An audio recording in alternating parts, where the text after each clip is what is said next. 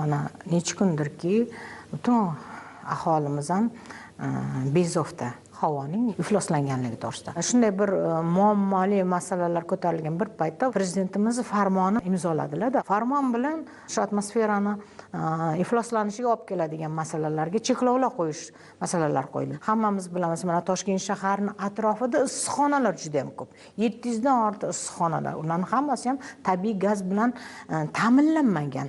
Mana shu issiqxonalarning hammasiga o'sha tabiiy gaz bilan ta'minlash masalasini to'g'ridan-to'g'ri energetika vazirligiga belgilab berildiki, shu bilan shug'ullanishi.